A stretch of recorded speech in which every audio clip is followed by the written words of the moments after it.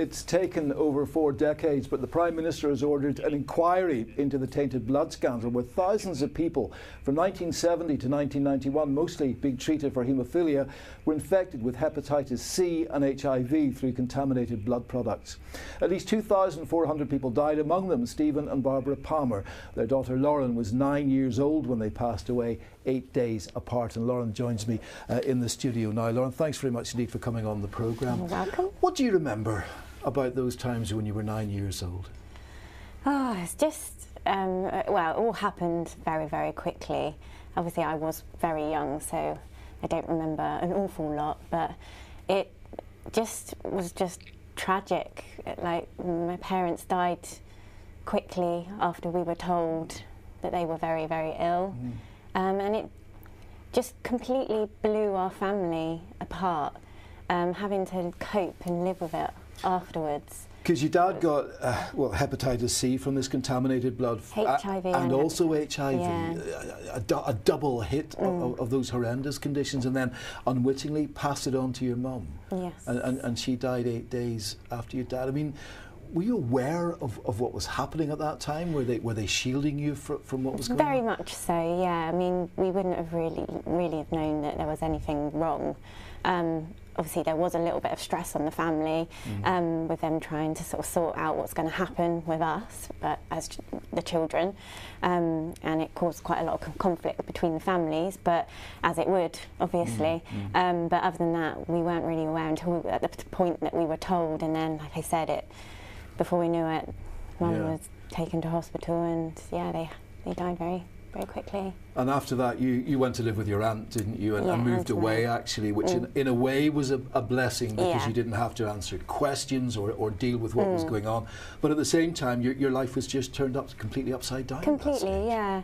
And we obviously weren't able to breathe a word of HIV because it was so massively stigmatised at the time. So as a child, couldn't even tell anyone. So we all, as a whole family, they were telling you that, were they, Lauren, at the time? Oh, yeah. I mean, you were a small child or just approaching your teenager, and yet you're being told your parents have died, you've been moved away from them, but don't say anything to anybody about what's going on. Obviously didn't want to be outcasted as a family anywhere, so like, honestly, it was a scary time, like, especially surrounding about HIV. Could you understand why they were telling you not to speak about it? Did you get the... Not really, but I definitely knew that I shouldn't speak about it. It was, so we didn't. And if you look back then, and just even the government campaigns around HIV, they were terrifying. So, yeah, we didn't want to be outcasted by anyone or have that extra thing to deal with. And I guess you grew up pretty quickly, did you, through your teenage years? Yes, yeah, I did. Your aunt was campaigning, wasn't she? She sort of took up the mantle for the thing. Which I wasn't really aware of at the time, but since obviously this has all come out, she's shown me all her efforts that she's letters to MPs, letters to Princess Diana, even Phil Collins, he had a friend that was affected by it. So there was constant sort of avenues that they tried to approach, but it all fell on deaf ears. And it was just, you were just completely stonewalled, weren't you? You just couldn't break through at all. Were you getting anything back from governments, from Department of Health? Obviously, I wasn't fighting at that time, but nothing really went anywhere. It was always just shunned and very much cast aside by government, as it has until this day. And even with the other day when they had the emergency debate, we still weren't sure whether it would still be passed. We thought they really need to do the right thing, but it was 50-50. We were on tenterhooks, like we didn't know. Yeah. We weren't confident that it would be passed, but when it did.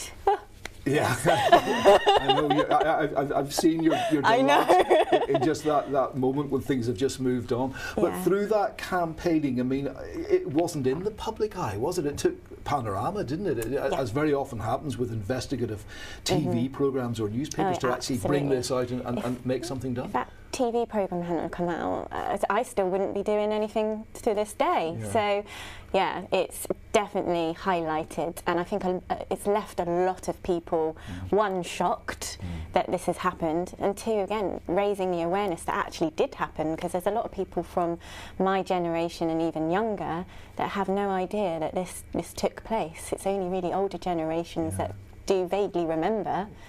And 2,400 people died, but a lot more, thousands more, were left living with the legacy, living through this. Yeah, so many people have been affected by this.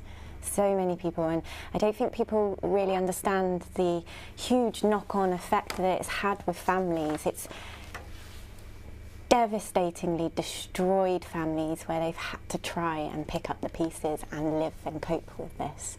It's not just that they've lost loved ones, it's a rippling effect of how to just try and live. Now, the Prime Minister announced this inquiry, and as we've seen, I think you just keep reliving that delight, you know.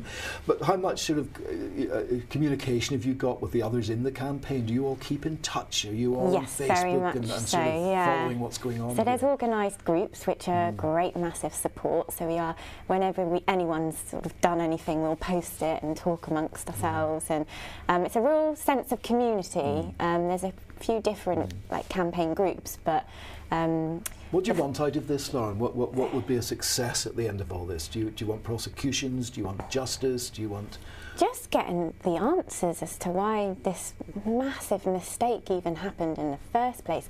It's honestly not about the money.